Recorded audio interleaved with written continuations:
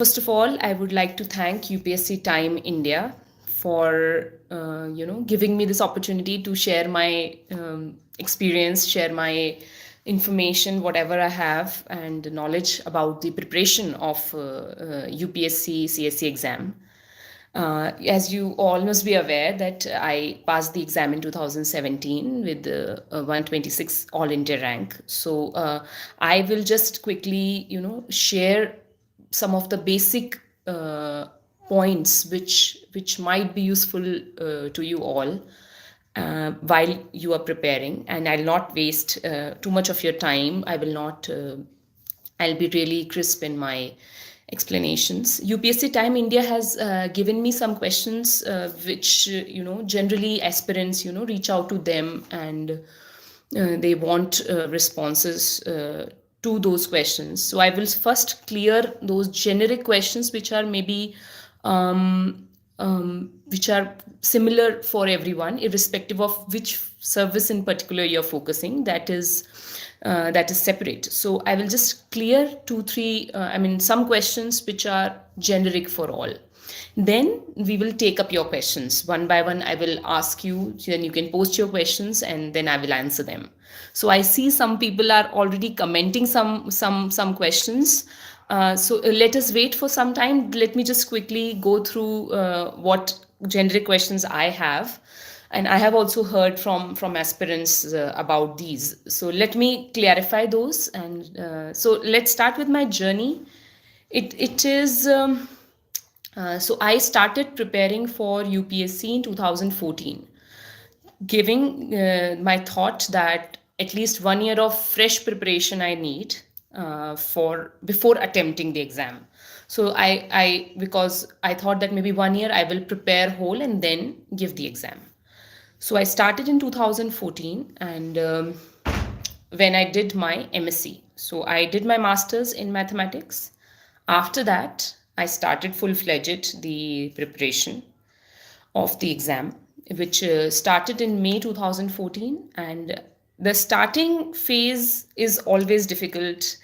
And I have heard it from a lot of people in my own, family who are preparing. And there is a certain doubt as to how to start, from where to pick up the subjects, as there are a lot of books which are staring at you, and then you are like, from where to start? So you see, I would recommend that you start with any subject which you feel like. It's not like you have to start with history only, or geography only. If you want to start two subjects at a time, you can just pick 1 hour, 2 hours in the beginnings, to make your pace, and to get into the groove of preparing for the exam. So I started, for my thing, I started with history, and NCRTs are the basic books and standard books which are relatively easy in writing. Their words are very simple in that sense. So I guess NCRTs are a good book to start off with, and so that you can get a feeling of the examination. Slowly you can reach out to the other standard books of big writers which are recommended for the exam. Then so as far as strategy is concerned, I believe, and I today also I can say that you should start your preparation for the mains. Don't focus your preparation in the beginning towards prelims, because it's a long race. So you have to be prepared for the higher jump, you have to be prepared for the mains. So start your preparation according to the syllabus of mains. Once you start, you focus on the main points which are given in the syllabus. The UPSC syllabus is very clear, although it's huge, but it's very clear in what they want. They don't want everything, they want whatever it's written in the syllabus. So try to focus on that. I've seen many aspirants who try to gather information from everywhere, and then it all gets jumbled up. Just make sure you stick to the syllabus. So what I used to do was, whenever I used to read anything, suppose I am reading a newspaper and all kinds of news are there, whenever you read something, try to compare as to which syllabus point this news article might be covering. right? It can be related to politics, it can be related to environment, but if there is a news which is you think it's not relating to any of the syllabus points, don't read it. Or maybe you can just read it, don't make a note of it. That's what I followed. So that way you start covering your syllabus points. Don't miss anything in the syllabus, because you might be reading a lot, but there might be things which you have not read a word about, and it's in the syllabus. That is the first part. And then you start preparing for mains. I started preparing fully for prelims before 3 months. 3 months before the prelims, focusing on the prelims. That must be, because by then you will be able to cover a lot of syllabus. So prelim syllabus will anyways be covered. But focusing on mocks and all should be just before 3 months, or maybe as per your requirement 4 months. But you should not start preparing today to give just for mains, just for prelims. Go for mains. And then once you are sure, you can always, cut short your, or maybe mold your preparation. Once you are reaching, date of the prelims, 3-4 months before prelims, you can give more focus on mocks and everything, which comes CSAT and everything, which comes for prelims. That's the first basic thing I wanted to tell you. Second basic thing which I wanted to tell you was, try to make your notes, on a digital medium, because I also made my notes, some part of my notes in handwritten, but most of my notes were in digital medium, on my laptop, on my computer, because it's a long journey. Again, I'm saying this, and many issues will come up after 3-4 months. So okay, people are telling me to speak in Hindi as well, so मैं हिंदी में आपको बोलती हूँ. क्या होता है कि आप अगर डिजिटल मीडियम में कंप्यूटर या लैपटॉप, या फिर आप जो भी उसमें नोट्स बनाते हैं जब, तो वो आपको आगे एडिट करने में आसानी होती है. ये मैं सिर्फ इसलिए कह रही हूँ कि आपकी सहूलियत के लिए. अगर आपको हैंड रिटन नोट्स पसंद हैं तो आप हैंड रिटन नोट्स बनाइए. अगर आप प्रेफर कर सकते हैं कंप्यूटर नोट्स, तो आप वो बनाइए. वो आपको एडिट करने में आसानी रहेगी, एडिशंस करने में आसानी रहेगी. ऐसा ज़रूरी नहीं है कि आपको कंप्यूटर पे ही नोट्स बनाने हैं, बट अगर आप बनाएंगे, आपके पास ऑप्शन है, तो आप वो बनाने की कोशिश कीजिए. आगे आपको बहुत आसानी रहेगी. थर्ड इज, जब आप नोट्स वगैरह बनाएं तो फोकस करें कि नोट्स भी आपके सिलेबस पॉइंट्स पे हों. क्योंकि मैं ये बार बार इसलिए कह रही हूँ, क्योंकि जब 1 साल हो जाएगा तैयारी करते करते, तो आपके पास बहुत सारी इन्फॉर्मेशन आ जाएगी. तो उस इन्फॉर्मेशन को स्ट्रेटेजाइज करने के लिए, कैटेगराइज करने के लिए सिलेबस से स्टिक रहें. ओके. देन एनसीईआरटी पढ़ने के बारे में बहुत लोग ये सवाल पूछते हैं कि एनसीईआरटी पढ़ी कैसे जाए. तो जहाँ तक मेरा मानना है, एनसीईआरटी की बुक्स काफ़ी मोटी नहीं होती हैं. They are thin books. They are history की आपकी पतली बुक होगी, ज्योग्राफी की पतली. मेरा मतलब ये है कि एनसीईआरटी तो वर्ड टू वर्ड पढ़नी चाहिए. देर इज़ नथिंग जो आप उसमें से हटा सकें, देर इज़ नथिंग जो आप उसमें ऐड कर सकें, as far as NCERT is concern. तो आप वो ज़रूर पढ़िए जो जो उसमें लिखा हुआ है. सम पीपल से फ्रॉम 6 to 12 आपको पढ़ना चाहिए. मैंने 8 to 12 पढ़ी थी. तो आपको जैसे लगे, सिलेबस के हिसाब से आपको लगता है कि पहली भी पढ़ सकते हैं, तो आप पढ़िए. बट एनसीईआरटी ऐसी चीज़ है जिसके साथ आप कोई भी चीज़ रिड्यूस ना करें. एनसीईआरटी को कंप्लीट करना बहुत ज़रूरी है. मैम, एनसीईआरटी कितने दिन में कंप्लीट करना चाहिए? आप कितने दिन का मतलब ये है, एनसीईआरटी ऐसी बुक है कि आप उसे जल्द से जल्द अपनी रीडिंग कैपेसिटी के हिसाब से जल्द पूरा करें. क्योंकि एनसीईआरटी ऐसी चीज़ है, इट्स वेरी बेसिक, बहुत ही बेसिक है. वो पता भी होना ही चाहिए. तो उसमें ज़्यादा समय भी बर्बाद ना करें, क्योंकि आपको आगे चल के और बड़ी बड़ी बुक्स पढ़नी है जिसमें ज़्यादा टाइम लगेगा. तो एनसीईआरटी कवर जल्दी करें. और मेरे हिसाब से, अकॉर्डिंग टू मी, पहले के 1 या 2 महीने में एनसीईआरटी खत्म हो जानी चाहिए. Because this is, I am saying, for your first read. Because आप फिर से उसको वापस आएंगे, आप फिर से रिविजन पे आएंगे, तब भी टाइम लगेगा. तो आप पहले 2 महीने में एनसीईआरटी करने की कोशिश करें. फिर वही बात है कि क्योंकि यूपीएससी एक वेरी सब्जेक्टिव प्रिपरेशन है, तो किसी को कोई किताब, जैसे मुझे हो सकता है कोई किताब पढ़ने में एक चैप्टर पढ़ने में 3 दिन लग रहा है, suppose I am giving an example.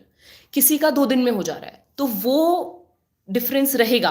ऐसा ना पढ़ें कि आपको खत्म करनी है तो आप कुछ भी पढ़ते जाएं। अपनी सहूलियत के हिसाब से जल्द एनसीईआरटीज को पढ़ने की कोशिश करें। उससे सही रहेगा, बिकॉज आगे की जब बुक्स आएंगी तो they will pile on. Okay.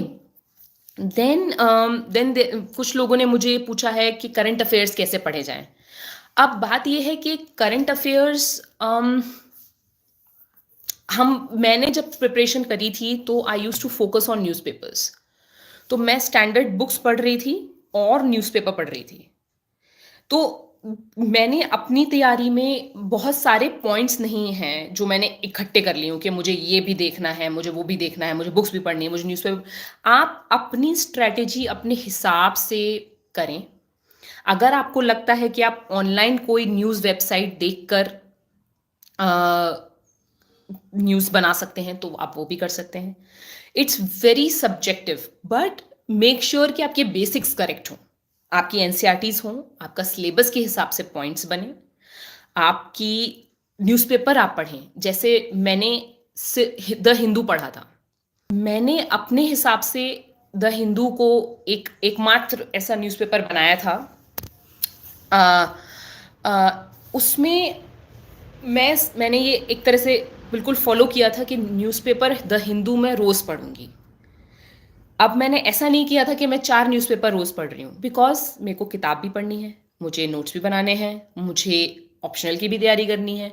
तो मेरे हिसाब से ये था कि अगर मैं सिर्फ हिंदू को रिलीजियसली रोज़ पढ़ूँ, नोट्स उसमें से बनाऊँ, तो मेरा हो जाएगा। प्रिपरेशन के दौरान बीच में मुझे ऐसा लगा कि कुछ पॉइंट्स सिलेबस के ऐसे हैं जो मुझे हिंदू जिसका जवाब नहीं दे पा रहा है, और या फिर कुछ ऐसी चीज़ें हैं जो हो रही हैं बट डिस्क्रिप्शन हिंदू में नहीं है। उसके लिए मैंने इंडियन एक्सप्रेस का एडिटोरियल पेज पढ़ा था, just the editorial.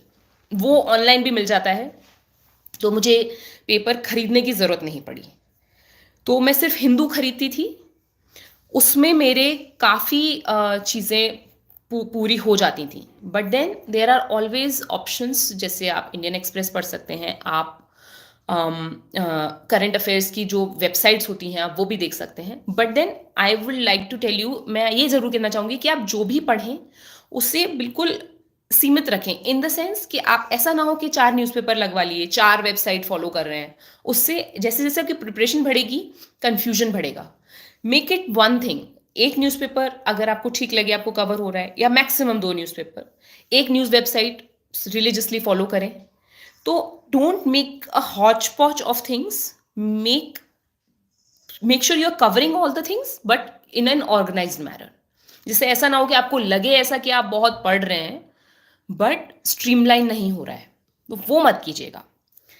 Then there are some magazines also जो आप पढ़ सकते हैं और जिसमें इंपॉर्टेंट चीज़ें आती हैं, इंडिया की कोर इंफॉर्मेशन, जो जो डेवलपमेंट्स हो रहे हैं वो भी कवर होते हैं, एंड लेटेस्ट न्यूज़ आती हैं। तो मैं उसमें भी 2 हैं, योजना एंड कुरुक्षेत्र। मैं अपनी प्रिपरेशन के दौरान अगेन मैंने बहुत स्ट्रीमलाइन रखा, मैं 2 मैगजीन नहीं पढ़ती थी, मैं सिर्फ योजना पढ़ती थी, बट उसे मैं रिलीजियसली पढ़ती थी। I use to underline, I use to make notes. तो वो चीज़ मैं योजना पढ़ती थी। और एक ऐसा सवाल है जो ज़्यादातर लोग पूछते हैं कि आप दिन में कितना घंटे पढ़ लेते हैं। See it's again very subjective, it depends on your आपका टाइम टेबल क्या है। अगर आपको लगता है आप एक सेक्शन 2 दिन में कवर कर सकते हैं तो आपको कम टाइम लगेगा, किसी को लगता है 4 दिन में कवर कर सकते हैं, उसका टाइम अलग होगा। सो ये आपकी सहूलियत पे डिपेंड करेगा कि how much time you need to make yourself ऐसा भी नहीं है कि कोई 12 घंटे पढ़ रहा है उसी का सिलेक्शन हो रहा है। जो लोग जॉब कर रहे हैं, जो लोग मैनेज कर रहे हैं टाइम, बहुत सी ऐसी लेडीज़ हैं जो अपनी फैमिलीज भी मैनेज करती हैं and then they prepare for exam, तो उनके पास उतना समय नहीं होता है। तो प्रिपेयर वो भी करते हैं, पास वो भी होते हैं और अच्छी रैंक से पास होते हैं। So it depends on your strategy कि आपको क्या सूट करता है। अगर आपका कोर्स, आपका डेली रूटीन 10 घंटे में कंप्लीट हो जा रहा है, 12 घंटे में, तो आप वो करें। आपका 8 घंटे में हो जा रहा है, आपको ठीक लग रहा है, आपकी प्रिपरेशन ठीक चल रही है, तो उसको अननेसेसरीली आपको बढ़ाने या घटाने की ज़रूरत नहीं है। It's very subjective, I can not tell कि मैं इतने घंटे पढ़ती थी, so that it's very subjective. My reading, my studying hours cannot be a model for you if it doesn't suit you. So you have to find out, जब आप 1 आध महीना पढ़ेंगे ना, आपको आइडिया लग जाएगा कि 2 महीना कि आपको स्ट्रैटेजी कैसे बनानी है, टाइम कैसे मैनेज करना है। बट पढ़ना तो है ही।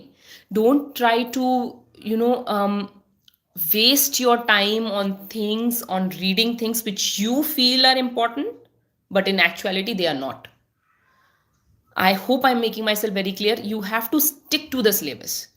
Don't waste your time reading, listening to podcast, reading news which you think कि हाँ मैं पढ़ रहा हूँ या मैं पढ़ रही हूँ.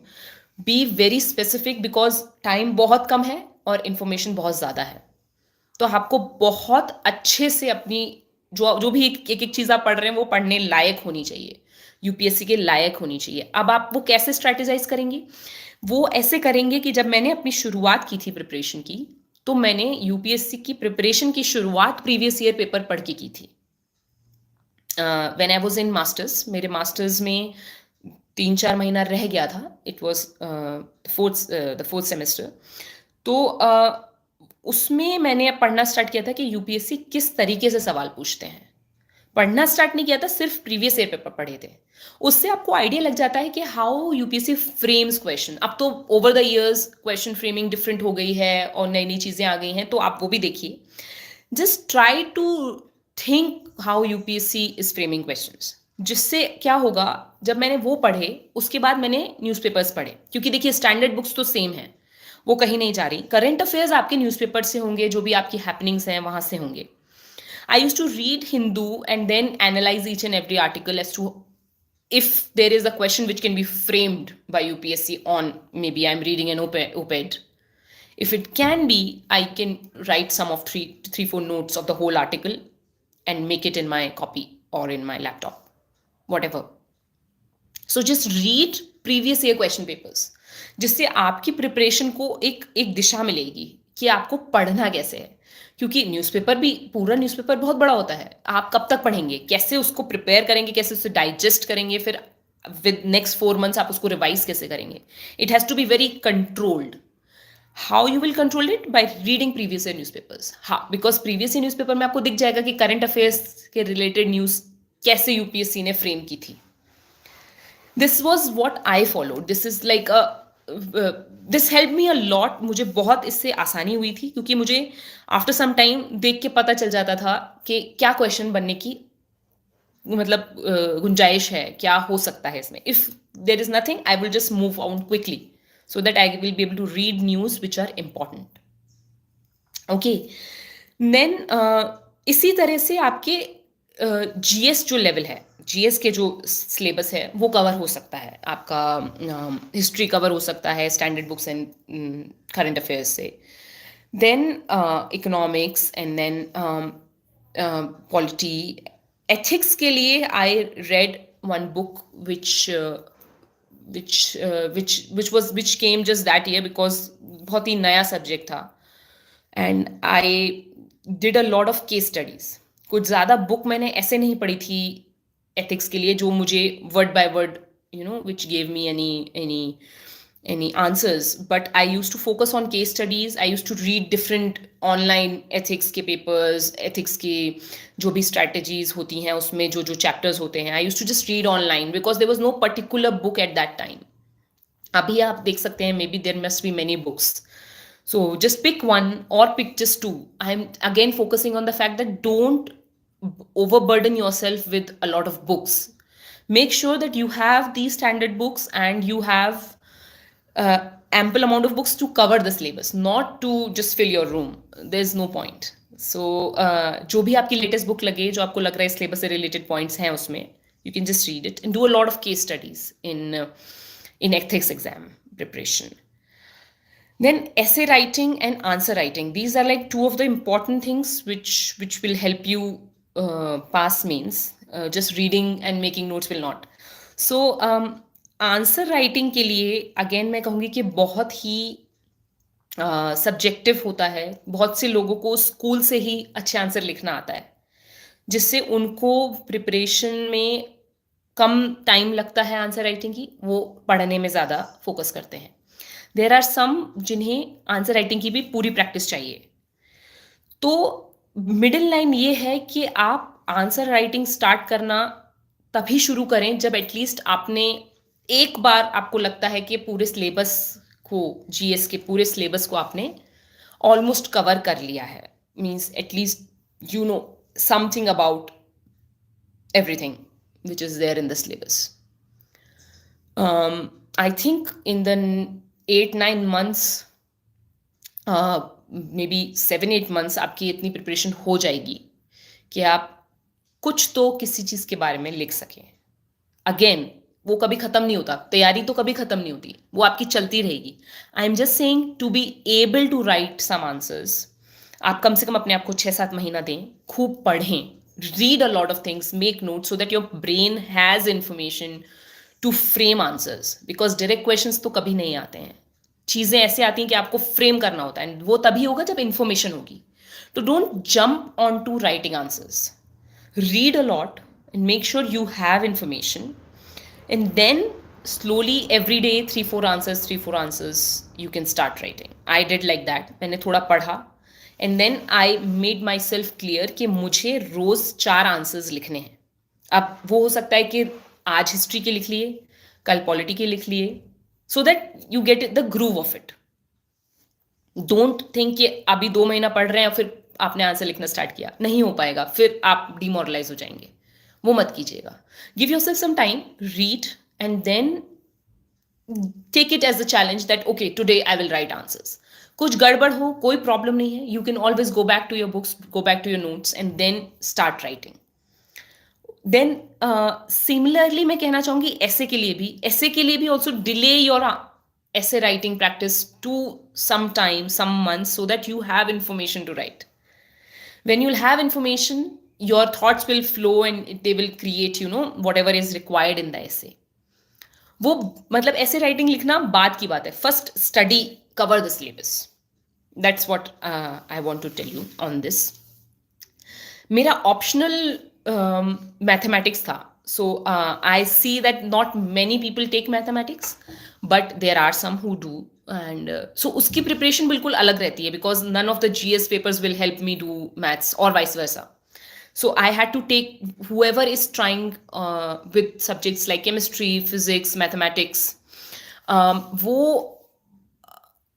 वो अलग से preparation चाहिए होती है उसकी. So I used to study 3 hours separately for mathematics every day, because GS का preparation के बाद मैं ऑप्शनल बनाती थी. But I use to be very sincere in that I don't skip my preparation of mathematics, because उसमें practice नहीं होता है तो यू कैन गो डाउन. तो वो चीज़ है, बिकॉज अदरवाइज जो और आर्ट सब्जेक्ट के ऑप्शंस होते हैं, they help you in doing the GS part as well, which is very helpful. So but optional आप ऐसा चुने जिस सब्जेक्ट से आपको ईजी लगे preparation. In the sense subject कोई ईजी नहीं है. Every subject demands its own time, its own preparation and all, but you should be comfortable with the subject.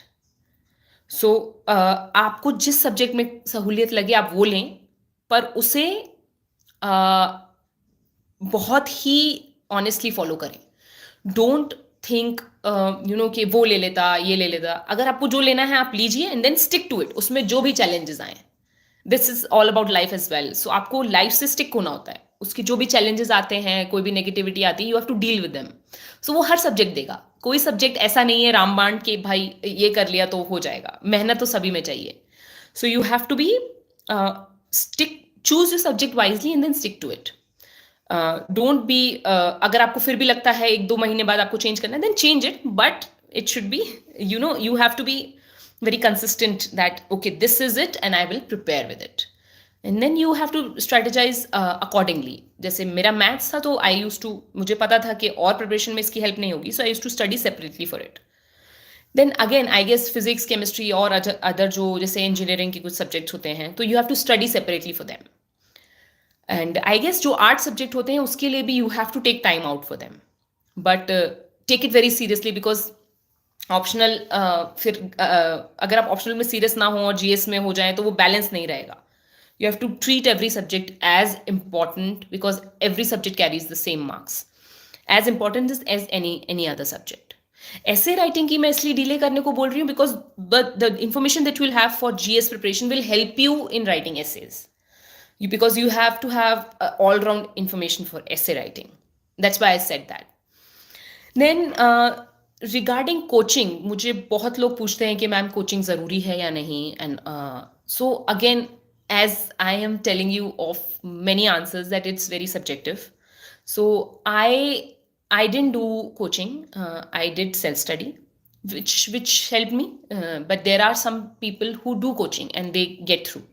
So अगर आपको लगे कि बहुत ज़रूरी है तो आप कोचिंग ले सकते हैं. बट अगर आपके मन में कहीं भी संशय है कि आपको लगता है कि आप कर सकते हैं बिना कोचिंग के, and just because of the peer pressure और because of what you are seeing around you, you want to join coaching, then you might as well avoid it. आपको लगता है आप खुद करेंगे तो आप खुद करने की कोशिश कीजिए, बिकॉज कर सकते हैं. अगर आपको लगता है तो आप कर सकते हैं. देन टेस्ट सीरीज बहुत ज़रूरी है.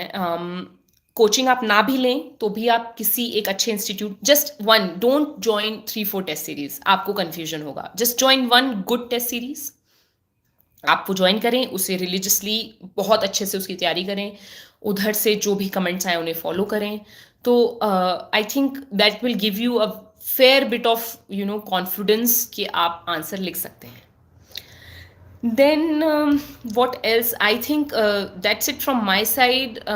Revision, it has to be, of course, एक रीडिंग से कुछ नहीं होगा. You have to revise, come back to the subjects every month, every 2 months, because भूलता चला जाएगा otherwise. Then let us, I think I will just now want to hear from you people. Just shoot in your questions and I will read one by one, and let me answer the questions.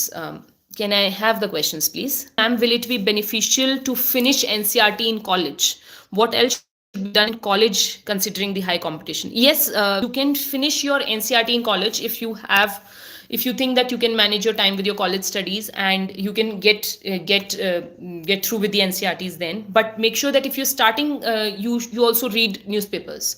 I think starting of the preparation, you can start with newspapers, because Hindu पढ़ने का जो सलीका है, जो तरीका है, जो आपकी उसमें आपको जो टाइम लगता है, वो सब मैनेज होगा जब आप उसे काफ़ी टाइम तक पढ़ेंगे.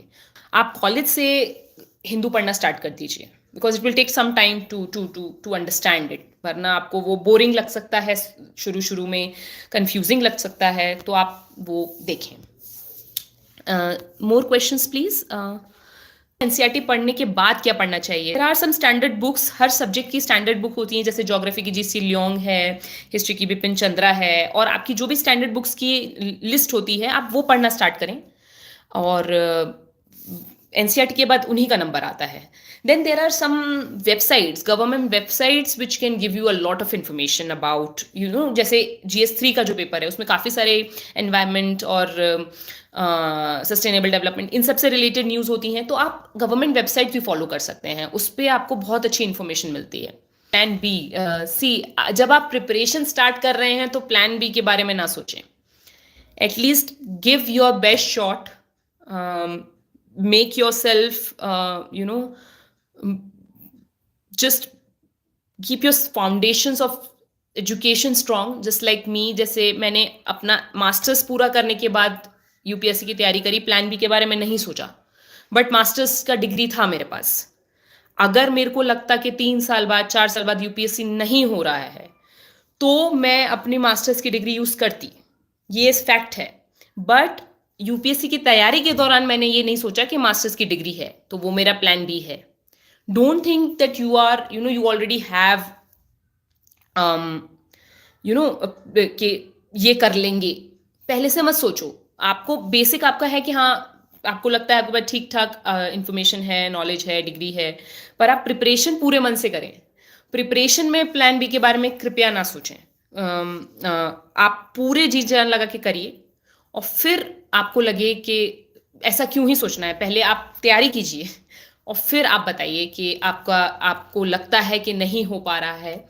तो there are always other options. Life is वो तो चलेगी ही, जिंदगी कहीं ना कहीं कोई ना कोई रास्ता जरूर दिखाएगी.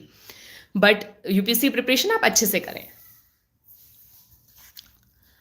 Then test series perfect time, I think again जैसे मैंने आंसर राइटिंग का बोला, कम से कम आप 6-7 महीने अच्छे से पढ़ाई कीजिए, फिर आप टेस्ट सीरीज ज्वाइन करके हर महीने हर हफ्ते दे सकते हैं. Increase the frequency of test series, answer writing once you know approach more, 8 महीना हो जाए आपको, 10 महीना हो जाए पढ़ते पढ़ते, then you can write answers daily. पर आपको अगर लगता है कि आंसर राइटिंग सीखना है एंड ऑल दैट, तो आप पहले भी शुरू कर सकते हैं टेस्ट सीरीज. एटलीस्ट 6-7 मंथ्स के बाद ही करिए मेरे हिसाब से, क्योंकि आपके पास कुछ इन्फॉर्मेशन होगी लिखने के लिए. How to read newspaper and current affair topic. See as I told you, syllabus से स्टिक रहिए. न्यूज़पेपर जब भी आप पढ़ रहे हैं, फर्स्ट पेज से स्टार्ट कर रहे हैं, जस्ट सी कि आपके सिलेबस से क्या क्या मैच हो रहा है, वही चीज़ें पढ़िए. करंट अफेयर्स आप ऑनलाइन अगर कोई ज्वाइन कर रहे हैं, then again stick to syllabus and read them, make notes of them. Don't do things or read things outside the syllabus. It's a lot of information flowing out. IFS, what kind of books should we read for IFS? See, IFS is not a particular exam, it's the UPSC. So आप कभी भी particularly एक service के लिए तैयारी नहीं करते हैं. आप जब CSE दे रहे हैं तो उसमें जो भी सर्विसेज की लिस्ट है सबकी तैयारी हो जाती है. देन आपकी प्रेफरेंस के ऊपर होता है कि आपको कौन सी सर्विस में जाने का मन है. प्रिपरेशन आप सारी सर्विसेज की करते हैं, तो there is no certain book which has to be read for IFS. International relations आपको अगर पसंद आते हैं, आपको इंटरेस्ट करते हैं, तो आप उसको पढ़ सकते हैं. ऑनलाइन भी पढ़ सकते हैं और आपके बुक्स भी हैं. But as far as UPSC is concern, जो CSE एग्जाम है उसमें आप सभी सर्विसेज की तैयारी करते हैं. Best scoring optional subject. Again, see, your choice of optional subject should be according to you. आपको जिस सब्जेक्ट में मज़ा आता है पढ़ने में, आप उसमें मेहनत कीजिए, वो स्कोरिंग हो जाएगा. पर अगर कोई सब्जेक्ट स्कोरिंग है पर आपको उसमें मन नहीं है, तो आप कैसे पढ़ेंगे? आपको अभी तक कॉलेज तक आते आते अगर कोई सब्जेक्ट पसंद आ रहा है, आप उसे पढ़ें और वही स्कोरिंग हो जाएगा. हर सब्जेक्ट में लोग स्कोर करते हैं. I am in class 9th. How to start preparing for UPSC? You prepare for class 9th, okay, and then 10th, and then 12th, and after that you do college, and then think about it.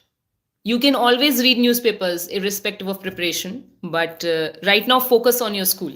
Coaching अगर आपको लगता है तो आप लें, अगर आपको नहीं लगता है तो ना लें. मैंने कोचिंग नहीं ली थी, मैंने सेल्फ स्टडी से पढ़ाई किया था. And but I followed the things which I am telling you right now. Stick to the syllabus, strategize your preparation, and don't waste time on reading things which are out of syllabus. Timetable, see, timetable एक ऐसी चीज़ है जो पूरी UPSC preparation में आपका modify होता रहेगा. मैं on a personal level, if I tell you, I use to make time table on weekly basis कि इस वीक मुझे क्या करना है, बिकॉज नेक्स्ट वीक चेंज हो जाता था. So just, and one thing also, make sure in your timetable that you include each and every subject. GS 1, 2, 3, 4 optional. Read them, include them in your timetable, क्योंकि अगर include नहीं करेंगे तो वो छूट जाएंगे. Then revision का एक ब्लॉक आ जाना चाहिए टाइम टेबल. 2-3 महीने बाद आपके टाइम टेबल में रिविजन का ब्लॉक आ जाना चाहिए. So it has to be very dynamic. आपकी प्रिपरेशन जिस लेवल पे चल रही है, जब प्रीलिम्स की तैयारी करेंगे तो फिर टाइम टेबल चेंज होगा. You have to make 2-3 blocks for prelims preparation. So वो चीज़ें आप वीकली बेसिस पे करेंगे तो I guess it will be more feasible, more manageable and practical also, if I can say that. How to be motivated for this exam? जब आप पढ़ाई करेंगे आपको कॉन्फिडेंस आएगा. शुरू में इट कैन बी वेरी हैपहैज़ार्ड. आपको कुछ समझ नहीं आएगा कहाँ से क्या करना है, बहुत सारी पढ़ाई है. But with each passing month it will become more organized and more आपको समझ आ जाएगा कि सुबह उठते ही आपको कैसे सब पूरा आपका दिन निकालना है. फिर जब आप क्वेश्चन सॉल्व करेंगे, जब आप मॉक्स लेंगे, तो आपको कॉन्फिडेंस बनेगा, तो वो मोटिवेशन देता है. But as we are humans, there will be days जब आपका बिल्कुल पढ़ने का मन नहीं करेगा. तो कभी कभी ऐसा होता है बुक उठाने का भी मन नहीं करता है, बट देन वो दिन भी आपको ऐसे पास करना है कि आपकी पढ़ाई भी हो जाए. तो then you can choose some things which are like थोड़े ईजी, जो आपको रिवाइज करनी है. कुछ नया पढ़ने का मन नहीं तो मत पढ़िए, जो पढ़ लिया उसे रिवाइज करिए. तो यही एक तरीका है कि इसमें मोटिवेशन के लिए आपको कहीं बाहर नहीं जाना है. आपको वहीं मोटिवेशन ढूंढना पड़ेगा, क्योंकि बाहर जाएंगे तो बहुत टाइम वेस्ट होगा। तो आपको ये करना है कि प्रेशर भी दिमाग पे ज़्यादा नहीं लेना है कि आज अगर पढ़ने का मन नहीं है हिस्ट्री तो ना पढ़ें, 2 दिन नहीं है मन हिस्ट्री, ना पढ़ें, जो पढ़ने का मन है वो पढ़ें। और किसी किसी दिन बिल्कुल ही मन नहीं है तो you do things which are like जो ईजी हैं, केस स्टडी कर ली एथिक्स की, और या फिर जो पढ़ लिया उसे रिवाइज कर लिया, कम से कम कुछ तो जाए दिमाग में। कभी ऐसा ना करें कि आज बिल्कुल कुछ नहीं पढ़ा है। Don't stay out of touch, be always surrounded with things which are related to exam, that will help you a lot. IFS में काफ़ी कंट्रीज में, I mean almost all the countries barring some countries, you can live with your family. आप अपने spouse के साथ रह सकते हैं एंड उनको अपने साथ रख सकते हैं, ऐसी कोई प्रॉब्लम नहीं है। ग्रेजुएशन के साथ कैसे तैयारी करें? अगर आपको लगता है कि आप कॉलेज के साथ मैनेज कर सकते हैं तो आई विल सजेस्ट कि आप न्यूज़पेपर्स स्टार्ट कर दीजिए। आप थोड़े महीने न्यूज़पेपर पढ़ेंगे कॉलेज के साथ साथ, फिर आपको नोट्स बनाने में आसानी रहेगी। आप नोट्स वाला काम न्यूज़पेपर से जो है वो आप कॉलेज में स्टार्ट कर सकते हैं। बट अगेन, क्योंकि आप जिस साल एग्ज़ाम देना चाहेंगे उस साल जो करंट अफेयर्स हुए वो सब इम्पोर्टेंट ज़्यादा रहेंगे, बट एक तरीका आपको आ जाएगा तो आप वो कर सकते हैं। Is IFS better than IAS and IPS? See, हर सर्विस की अपनी एक तरीका होता है, काम करने का ढंग होता है, अपॉर्चुनिटीज होती हैं, चैलेंजेस होते हैं, तो हर सर्विस ज़रूरी है। ऐसा नहीं है कि आईएफएस इधर से बेटर है और आईएएस उधर से बेटर है और आईपीएस बेटर है।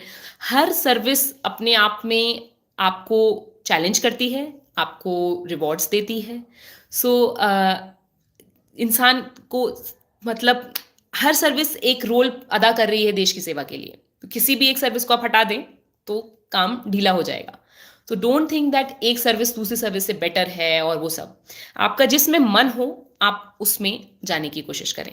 मेरी मानना रहा है कि इंटरव्यू की तैयारी तभी करें जब आपका मेंस हो जाए और आपको लगे कि मेंस अच्छा हुआ है, और तब इंटरव्यू की तैयारी करें। Don't think about interviews as of now. If you starting your preparation, just focus on your mains and then your prelims, strategize accordingly as I explained in the session, and then after means think about interview. Don't think about it, it's a long journey. अभी से सोचेंगे तो पहले की जो steps हैं वो कैसे कवर करेंगे। जॉब के साथ सिलेक्टिव सिलेबस कैसे बनाऊं? Try covering all the topics which are given in the syllabus, तो वही सिलेक्टिव होता है, क्योंकि सिलेबस में आप सिलेक्टिव नहीं कर सकते हैं। सिलेबस में 10 पॉइंट्स दिए हैं तो you try to cover the 10 points. I can not be more precise than that, and stick to the syllabus, don't jump out of it, but cover as many points. I mean just cover the syllabus, don't you can just read and make notes accordingly. 1 year time table मत बनाइए, it will B unrealistic. आप monthly बना सकती हैं, जैसे मैंने बताया मैं वीकली बनाती थी। तो 1 year time table is a long time, because preparations बहुत ज़्यादा डायनेमिक रहती है। कभी ज़्यादा किसी सब्जेक्ट को फोकस करना होता है, किसी पे कम करना होता है। तो just make it according to you, don't make a 1 year time table. Just keep in your mind कि आपको 1-2 महीने का आपका ओवरऑल गोल क्या है, बट जो निटिग्रिटीज हैं पर डे पर आवर की, वो आप वीकली बनाएं तो ज़्यादा मैनेजेबल रहेगा। How to improve personality for the interview? Let us just focus on prelims and mains. I guess interview के लिए आप जब mock interviews देने जाएंगे वो आप लोगों को बहुत हेल्प करेंगे टू एनहांस योर पर्सनैलिटी।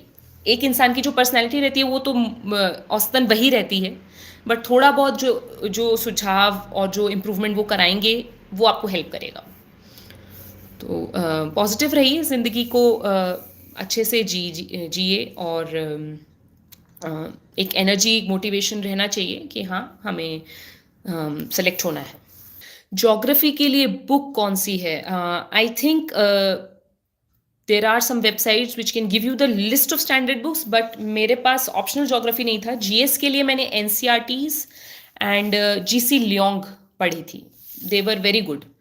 सो आप वो पढ़ सकते हैं। How to avoid stress? Stress एक ऐसी चीज़ है जो ज़रूर आएगी। तो कभी आप सुपर एक्टिव रहेंगे, सुपर मोटिवेटेड रहेंगे कि हम तो एग्जाम क्लियर कर देंगे, और अगले ही दिन it will be just like a jump down.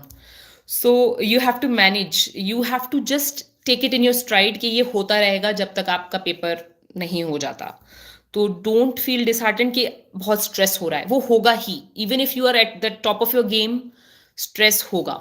So just try to manage it. थोड़ा सा अपने फैमिली मेम्बर्स से बात कीजिए, थोड़ा सोशल मीडिया का यूज़ कम से कम करें. ये मैं यूट्यूब पे बना रही हूँ session, but Facebook, Instagram, just try to give these few years to your life. Without that, it will help you a lot. Facebook, Instagram will always be there. आप बन जाएंगे तब भी रहेंगे. तो अभी उनसे थोड़ा सा दूरी बना के रखें और पढ़ाई पे फोकस करें. थोड़ा बहुत गाने सुन लें. एक दो गाने सुन लेंगे, स्ट्रेस चला जाएगा. अपने लोगों से बात करें जो आपके शुभचिंतक हैं, जो आपको हमेशा पॉजिटिव एनर्जी दें. चाहे आप कितने भी लो हों, अगर आपके पास ऐसे लोग हैं जो आपको पॉजिटिव एनर्जी दे सकते हैं, it will be very helpful. Don't try to fight stress with things that suck up your time. बहुत प्रॉब्लम हो जाएगी. Just do some little little things, talk to people, listen to 2 3 music songs and all, and then think, why did you come here? You have to prepare, and this is a part of the preparation. You cannot help it. Okay. Then मेरा optional mathematics था. So yes, तो उसी की तैयारी दोनों attempts में मेरा वही था. I didn't change my optional. Diagrams, it's again very subjective. अगर आपको लगता है आप डायग्राम बना के ज़्यादा अच्छे से एक्सप्लेन कर सकते हैं तो ऑफ कोर्स आप बनाइए, बिल्कुल बनाइए. बहुत लोग डायग्राम्स बनाते हैं. I personally didn't make diagrams in the mains. I focused on writing the answers. Yes, we can crack the exam without coaching. I have cracked it. Many of my friends have cracked it.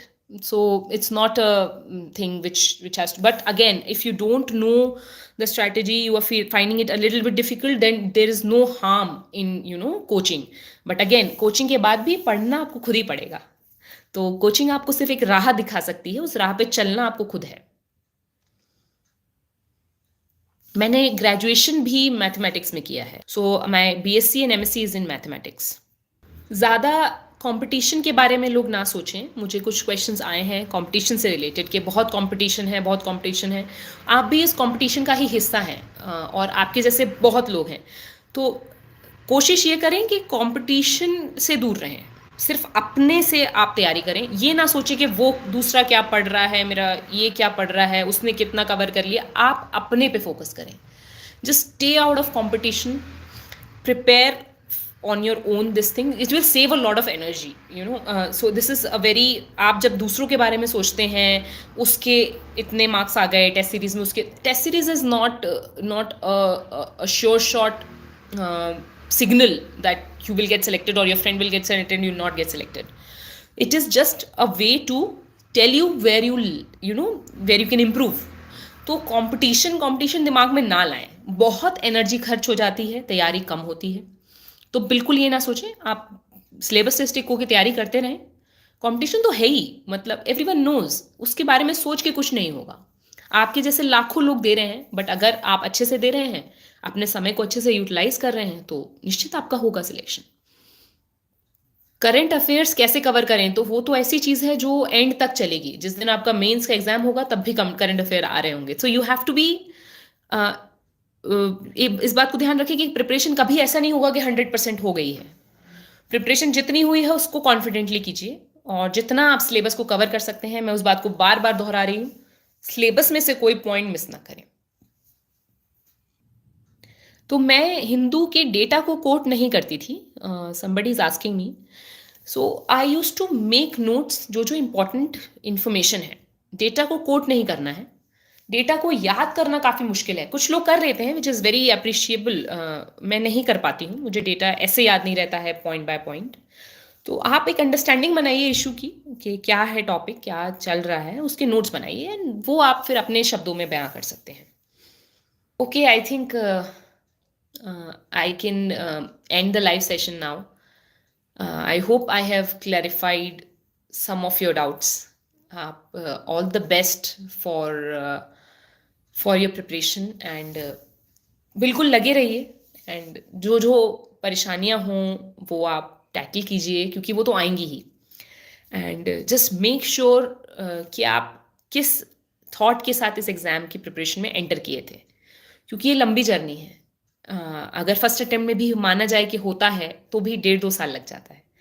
तो एकदम खुश रहें, अच्छे लोगों को अपने आसपास रखें, नेगेटिविटी से दूर रहें, हमेशा पॉजिटिव चीज़ों पे फोकस करें और ये ध्यान रखें कि ज़िंदगी नहीं ख़त्म हो रही है। This exam is not a life, you know, this is what you want and what you can put your effort towards. अगर नहीं हो पाता है तो आप फिर कोशिश करें। तो इसको जिंदगी ना मान लें, जितना मेहनत कर सकते हैं उतना अपने आप को कोशिश करें, अपने आप को चैलेंज करें। तो आई होप आपके कुछ डाउट सॉल्व हुए होंगे and I would like to thank UPSC time India तो for giving me this opportunity कि मैं अपने कुछ छोटे मोटे जो अनुभव हैं वो आपके साथ साझा कर सकूं। And thank you so much. I will and the live session now. Right, thank you.